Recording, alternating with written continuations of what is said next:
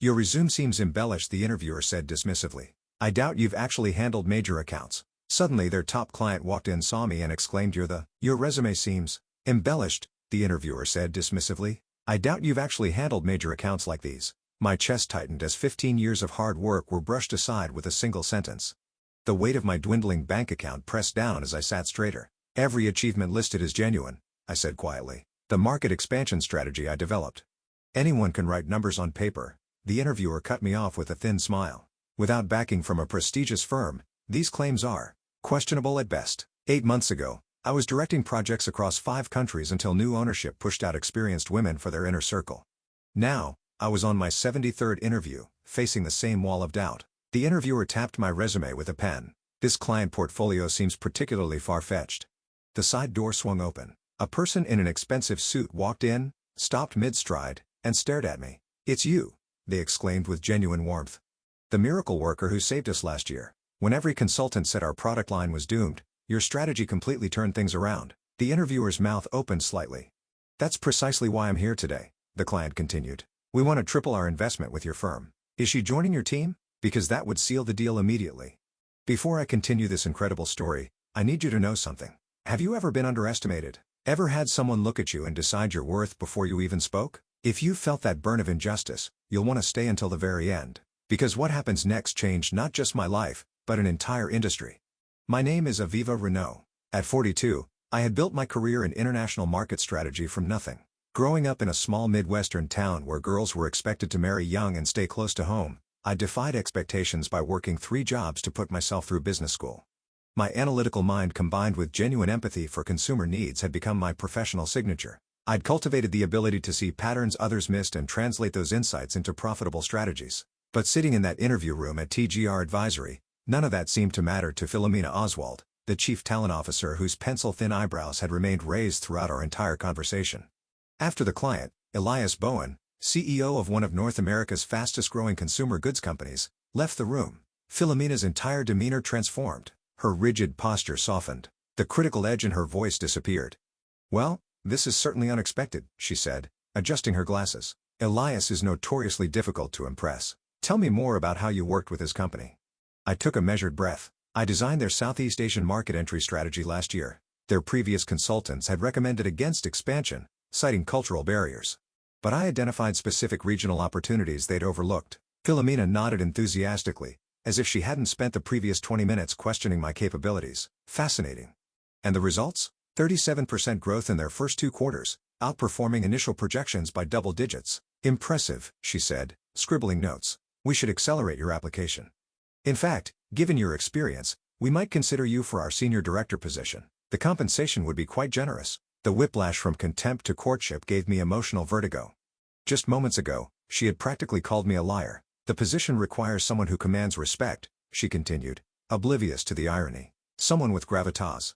I watched her rewrite our shared reality in real time. The dismissive interviewer was gone. In her place sat an enthusiastic advocate who'd recognized my potential immediately. As she outlined next steps, my mind drifted back to 8 months earlier. I'd been executive strategy director at Crest Innovations when a venture capital firm acquired us. The new CEO, Preston, had called me to his office on a Tuesday morning. Aviva, your track record is stellar, he'd said while examining his cuticles, but we're implementing a more aggressive growth model requiring different leadership chemistry. Translation: the boys' club was closing ranks.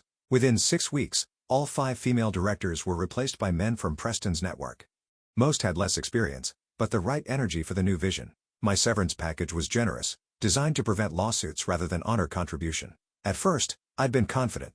With my experience and results, finding a new position seemed inevitable. But 73 interviews later, I'd encountered countless versions of Philomena, people who couldn't reconcile my achievements with their perception of who should have achieved them. We could have an offer prepared by tomorrow, Philomena was saying now. I'll just need to confer with the executive team. But after Elias's endorsement, it's practically a formality. I looked at her, noting how our earlier contempt had vanished completely. That's quite a shift in perspective, I said carefully.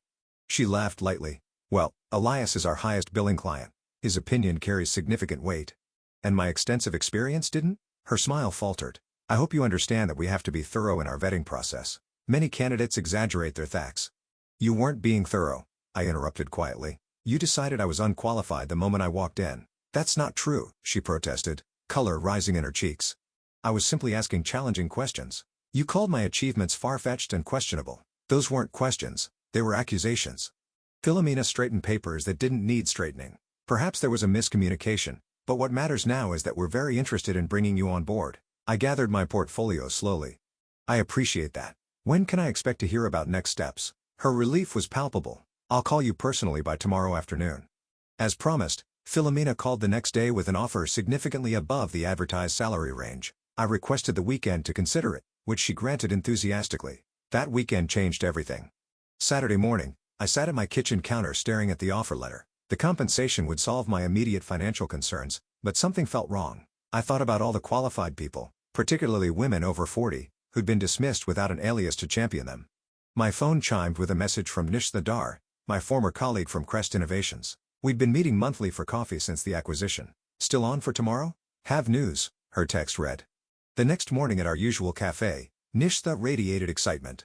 At 56, she had an energy that belied her age and wisdom that reflected her 3 decades in business intelligence. I've been consulting with 3 former Crest clients, she revealed. They all ask the same thing. Why isn't there a firm that combines data intelligence with cultural insight? The big firms have the numbers but miss the human element. I nodded, remembering how often our recommendations at Crest had been challenged by executives who couldn't see beyond spreadsheets. So, I've been thinking, Nishtha continued, leaning forward, what if we created that firm? You, me, maybe bring in Yara for her digital expertise. Yara Okonkwo had been our digital transformation lead at Crest, another casualty of the acquisition. You mean start our own company? I asked. Exactly. Between us, we have contacts across 4 continents. My severance is still intact, and I'm guessing yours is too. I pulled out the TGR offer letter and slid it across the table. Nishtha scanned it and whistled. Impressive figure, but your face tells me you're not thrilled. The interviewer spent 20 minutes telling me my experience wasn't credible until their client walked in and recognized me. And now they're desperate to hire you, Nishtha said, understanding immediately. Classic. If I take this job, I'm entering another company where my value is determined by who validates me, not what I've accomplished. Nishtha handed back the letter. So, what's your alternative? For the first time in months, energy surged through me. Maybe you just suggested it. Over the next 3 hours, we sketched the outline of what would become Prism Strategies. Our vision, a consultancy specializing in markets the big firms considered challenging, regions they typically approached with Western-centric models that missed crucial cultural nuances. By Monday morning, I had drafted a respectful decline to TGR and scheduled calls with Yara and 2 other former colleagues who'd been sidelined during the Crest acquisition. Philomena's response came within minutes of my email. This is disappointing. Perhaps we can increase the compensation package? Elias specifically asked about you this morning. I replied that my decision wasn't about money, thanked her for her time, and closed my laptop with a finality that felt liberating. The first 6 months of building Prism were the most challenging and rewarding of my career. Nishtha, Yara, and I pooled our severance packages as startup capital. We worked from Nishtha's converted garage, using our industry connections to secure initial meetings. Our first breakthrough came unexpectedly. Damon Reeves, a mid-level manager at a consumer electronics company, had been in one of my workshops years earlier. He reached out after hearing I'd started a new venture. My team has been pushing for Southeast Asian expansion, but our consultants say the markets aren't ready. He explained, I remembered how you approached similar challenges. Would you consider providing an alternative assessment? The project budget was modest, but the opportunity was perfect. We spent 3 weeks developing a comprehensive analysis that identified specific entry points overlooked by traditional metrics. When we presented our findings, the room's energy shifted from skepticism to excitement. 2 vice presidents who hadn't been scheduled to attend showed up midway through. This is exactly what we've been trying to articulate, one said afterward. You've quantified the opportunity while addressing the cultural complexities. That single project led to 3 referrals, each slightly larger than the last. By month 4, we had hired 2 analysts and moved into a small office space. Then came the industry conference that would change everything. The annual Global Market Summit was the premier gathering for our industry. Normally, a startup like Prism wouldn't have warranted attention, but Yara had previously chaired the technology panel and leveraged that connection to secure us a small presentation slot on the secondary stage. Our topic, Invisible Markets, identifying overlooked growth opportunities, wasn't designed to be provocative. We simply presented case studies showing how traditional assessment models systematically undervalued certain regions and demographics. What we didn't know was that Elias Bowen would be in our audience. When the QA began, Elias stood up. Your methodology challenges everything the major firms have been telling my board. How confident are you in these projections? I recognized him immediately, but maintained my professional composure. Our models have consistently outperformed traditional projections by 23 to 41% in these markets. We have the data to support every assertion we've made today. You certainly do, he said with a smile. Your strategy transformed our business last year. I'm curious why you're not with TGR now. I specifically recommended you to them. The room grew quiet. TGR was one of the conference's major sponsors, with their CEO scheduled to deliver the next day's keynote. I decided to pursue a different opportunity. I replied diplomatically. Elias nodded thoughtfully. Well, their loss is apparently significant. My team would like to hear more about your current work. Are you taking new clients? Selectively, I answered. The buzz began immediately after our session. Attendees who had skipped our presentation requested private meetings. Industry reporters who had been focused on the major firms suddenly wanted Prism's perspective. But the most significant moment came that evening at the networking reception. I was speaking with a potential client when I noticed Philomena Oswald watching me from across the room. Beside her stood TGR's CEO, Gerard Walsh. His expression tense as Elias approached me with purpose. Aviva, Elias called, loud enough for nearby conversations to pause. I've spoken with our board. We want to transition our entire APAC strategy work to Prism. Philomena's face drained of color. That's a substantial portfolio, I said, aware of the attention we were attracting. Worth every penny based on your previous results, Elias replied. Besides, we've been dissatisfied with our current consultant's limited vision. I felt Philomena's stare intensify as she whispered urgently to Gerard. We'd be honored to discuss the opportunity, I said professionally. Excellent. And fair warning, I've already mentioned your firm to several colleagues from other companies. Expect some calls. As Elias walked away, Gerard and Philomena immediately intercepted him. Their conversation appeared tense, with Elias shaking his head repeatedly. Later that evening, Gerard approached me at the bar. Aviva, isn't it? Gerard Walsh, CEO of TGR. I understand there was some confusion during your interview process with us. No confusion, I replied evenly. Your talent officer made her assessment quite clear until Elias changed her mind. Gerard winced slightly. Sometimes our processes don't properly identify exceptional talent. I'd like to personally apologize and explore whether there might still be a fit between your expertise and our organization. I met his gaze directly. That's kind of you. But Prism is my focus now. Perhaps a strategic partnership then? Your boutique approach combined with our global resources could be powerful. Before I could respond, Nishtha appeared at my side. Sorry to interrupt, but our next appointment has arrived. No such appointment existed, but her timing was perfect. Of course, I said, turning back to Gerard. It was nice meeting you. The conference marked a turning point for Prism. Within 3 months, we had secured contracts with 7 major clients, including Elias's company. Our team grew to 17 people, each hired not just for their technical skills but for their diverse perspectives and experiences. If you're enjoying this story so far, I want you to hit that like button right now. Subscribe to our channel and click the notification bell because we share these real-life business revenge stories weekly. Stories about underestimated professionals who completely transform industries after being dismissed. Your support helps us bring more of these authentic experiences to light. Now, let me tell you what happened next because the real revenge was just beginning. Our rapid growth necessitated a larger workspace. We found a light-filled office in a converted warehouse district. Nothing extravagant, but with room to expand. I insisted our conference room have glass walls facing the main work area. Transparency would be literal at Prism, not just a buzzword on a mission statement. 6 months after the conference, our client roster had tripled.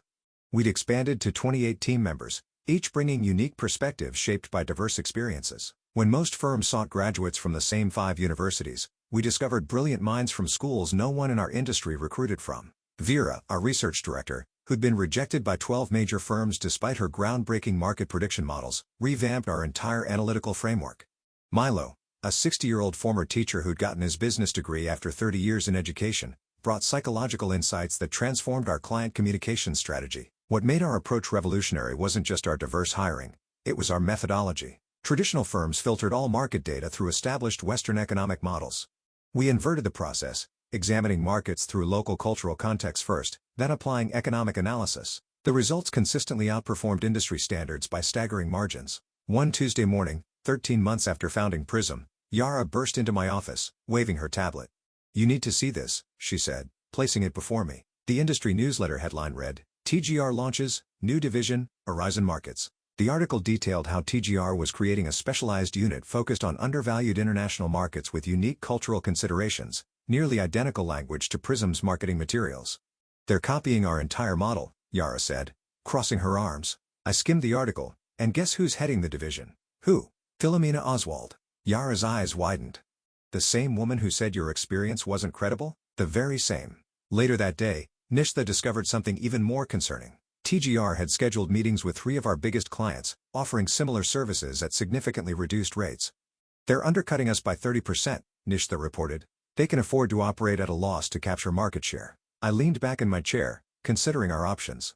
They can copy our approach and undercut our prices, but they can't replicate our team or thinking. Let's accelerate development of the assessment framework. The framework Nishtha and I had been developing was our most innovative creation yet. A talent assessment model that identified overlooked potential in job candidates by evaluating skills through scenario-based challenges rather than traditional credentials. It's still in beta, Nishtha cautioned. Then we'll refine it faster. This isn't just about business anymore. It's about proving our entire philosophy works. Over the next 3 weeks, we worked relentlessly to perfect the framework. When we finally tested it with a client's hiring team, the results were beyond even our expectations. The system identified exceptional candidates who had been previously filtered out by conventional screening methods. Our client, the innovation director at a technology company, was astonished. These candidates would never have made it past our initial screening. Their backgrounds don't fit our usual pattern. That's precisely the point, I explained. Excellence doesn't follow a single pattern. Word spread quickly. While TGR focused on copying our market analysis approach, we shifted the conversation entirely. Instead of just helping companies find overlooked markets, we now help them find overlooked talent to develop those markets. 2 months later, we received an unexpected email from Darian Winters, TGR's Director of Client Services, requesting a meeting. Curious about their intentions, I agreed. Darian arrived precisely on time, impeccably dressed, and visibly uncomfortable. After brief pleasantries, he got straight to the point. TGR would like to discuss the possibility of acquiring Prism Strategies, he said. Our board believes there could be significant synergies between our organizations. I kept my expression neutral despite my surprise. That's an interesting proposition. May I ask what prompted this interest? Your growth has been remarkable, he replied carefully. Your methodologies, particularly your talent assessment framework, have generated considerable attention in the industry. The same methodologies TGR is currently attempting to duplicate? He shifted in his seat. There may have been some parallel development, but our leadership recognizes that your team has a unique approach that would be valuable to our organization. I see. And who proposed this acquisition? It was a board-level decision, he said, avoiding my gaze. Gerard Walsh is personally interested in discussing terms with you. I nodded slowly. Please tell Gerard I'm open to a conversation. However, I'd like the initial meeting to include whoever will be overseeing integration, should an acquisition move forward. That would be Philomena Oswald, Darian said. She's now our Executive Vice President of Strategy and Integration. I smiled. Perfect. Please set up the meeting at your earliest convenience. After Darian left, Yara and Nishtha peppered me with questions. Are you actually considering selling to them? Yara asked incredulously. I'm considering hearing what they have to say, I replied. Nishtha studied my expression. You have something in mind. Let's just say I'm curious about how Philomena will approach this meeting. The meeting was scheduled for the following Thursday at TGR's headquarters. I arrived 15 minutes early, accompanied by Nishtha and our recently hired legal counsel, Imani. The receptionist guided us to a large conference room, where Gerard Walsh greeted us warmly, while Philomena stood slightly behind him, her smile not quite reaching her eyes. Aviva, wonderful to meet again, Gerard said. Thank you for considering our proposal. Thank you for your interest in Prism. I replied. I believe you know Nishtha Dar, my co-founder and chief intelligence officer, and this is Imani Okeke, our general counsel. After introductions, we settled around the table. I noticed Philomena had positioned herself directly across from me. Before we begin, I said, I'd like to understand TGR's vision for Prism post-acquisition, specifically how you see our methodologies and team integrating with your existing structure. Gerard nodded to Philomena, who straightened her posture before speaking. We envision Prism becoming our innovation hub, she said smoothly. Your methodologies would be scaled across our global operations, while your core team would lead knowledge transfer to our existing departments. And our talent assessment framework, the one that identifies overlooked candidates? A fascinating initiative, Philomena replied, though we'd need to align it with our established recruitment parameters to ensure quality consistency.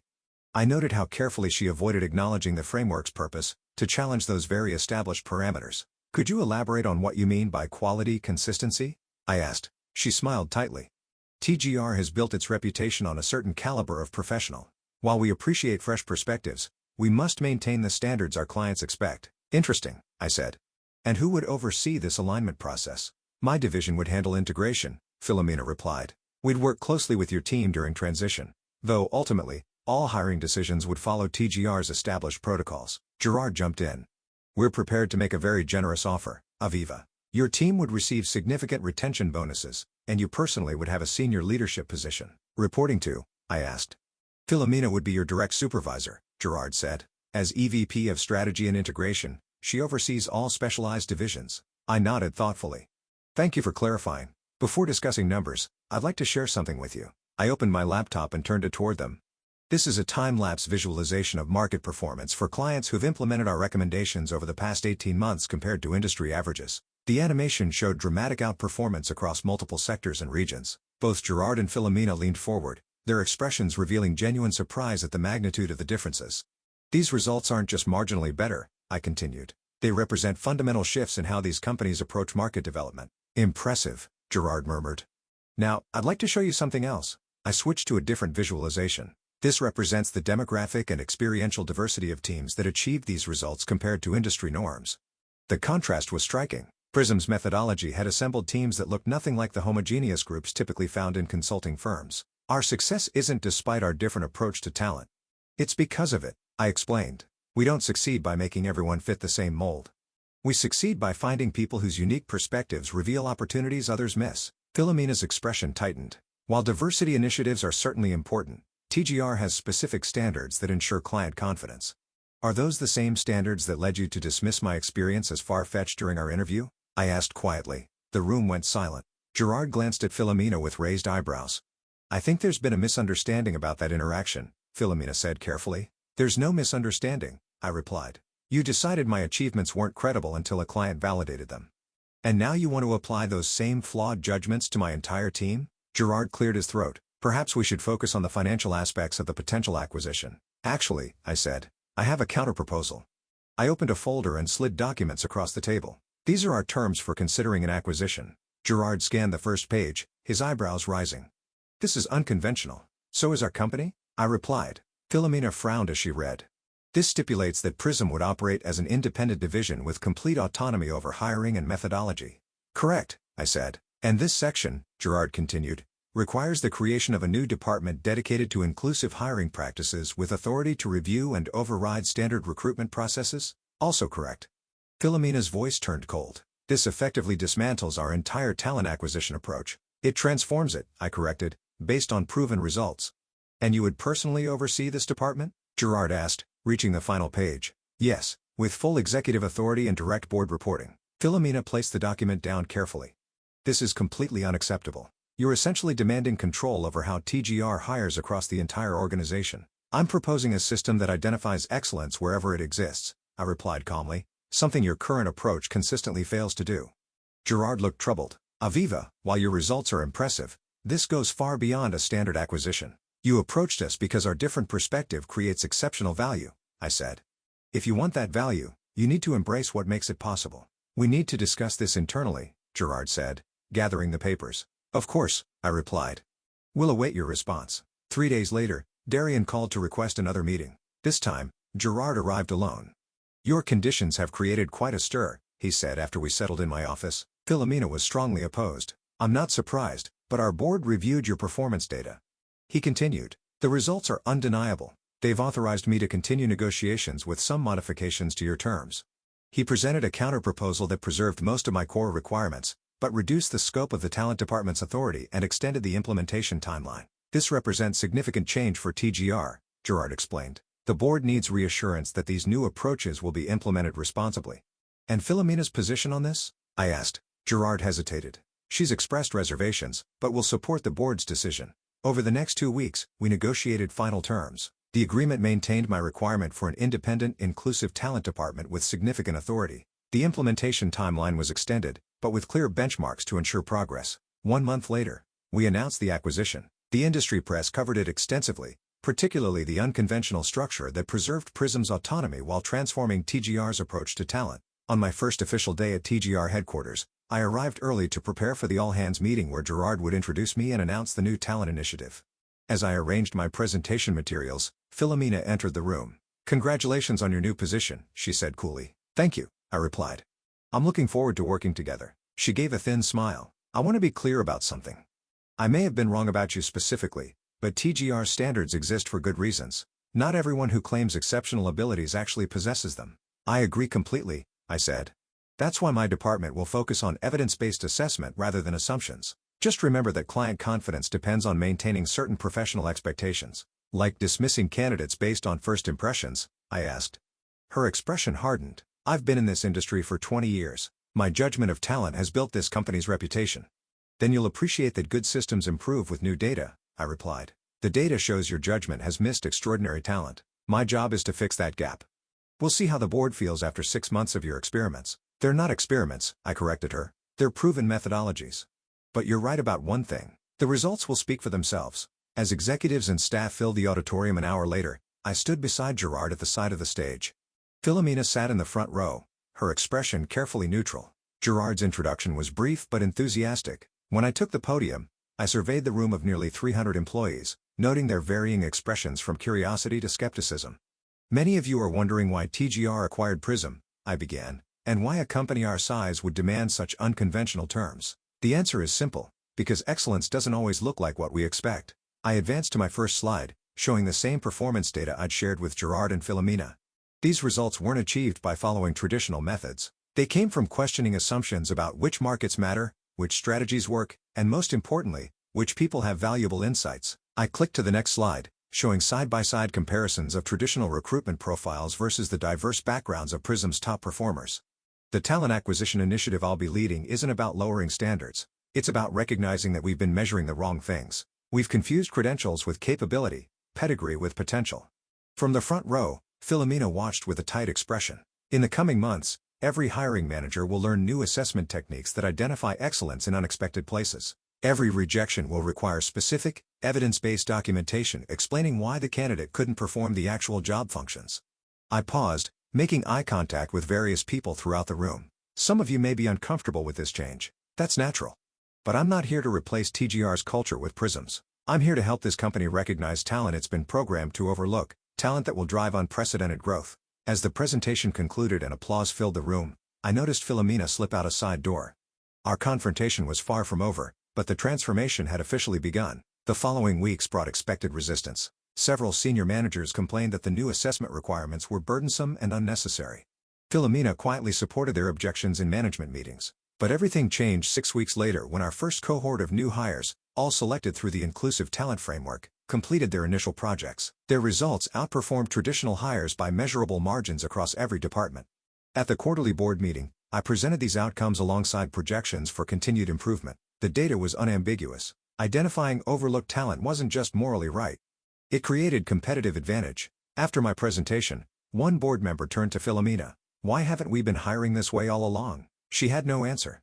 3 months after that, TGR's client satisfaction scores reached their highest levels in company history. Our new approach to talent had transformed not just who we hired, but how we served clients. The most satisfying moment came 1 year after the acquisition. I was working late when Philomena appeared in my office doorway. "Do you have a minute?" she asked, her usual confidence noticeably absent. "Of course," I replied, gesturing to a chair. She sat down carefully. "The Eastern Europe expansion project, the team you assembled, they identified opportunities no one else saw. They did excellent work." I agreed. One of the analysts, Teresa, I rejected her application twice before your system flagged her potential. Philomena paused. "She's brilliant." "Yes, she is." Philomena looked down at her hands. "I've been reviewing all the candidates I rejected over the past 5 years who were later hired through your department. The pattern is disturbing." "In what way?" "I consistently dismissed people who didn't fit a certain profile, regardless of their capabilities." She met my eyes directly, "Including you." I waited, letting her continue. "I need to ask you something," she said. "When you proposed this acquisition, was it always about changing how we identify talent? Was that your actual goal?" I considered my answer carefully. "When you dismissed my experience that day, you weren't just rejecting me. You were reinforcing a system that consistently overlooks certain kinds of excellence. My goal wasn't to become your boss or prove you wrong. It was to ensure that system couldn't keep hurting people with valuable contributions to make." Philomena nodded slowly. "I requested a transfer to lead our Asia-Pacific division," she said. "Before I go, I wanted you to know that I understand now what you were trying to accomplish." As she stood to leave, I said, "Philomena?" She turned. "Excellence comes in many forms, including the ability to recognize when our judgment needs recalibration." A small smile touched her lips. "Perhaps that's the most important skill of all." 2 years after founding Prism, what began as my personal quest for validation had transformed an entire industry. TGR's inclusive talent approach became the new standard, with competitors scrambling to replicate our results. The consulting world, long dominated by narrow definitions of excellence, was opening to voices and perspectives previously excluded. My revenge wasn't in humiliating Philomena or taking her position. It was in systematically dismantling the arbitrary barriers that let mediocre gatekeepers decide who deserves opportunity, ensuring they could never again dismiss someone like me. Have you ever been underestimated, only to prove everyone wrong? Share your experience in the comments below. Your story might inspire others facing similar challenges. And if you found value in this journey of transformation against all odds, please hit that like button and subscribe. Every week, we bring you real stories of professional redemption that prove success is the best revenge. Hit the notification bell so you never miss an episode, and let us know what industry's gatekeepers need to be challenged next.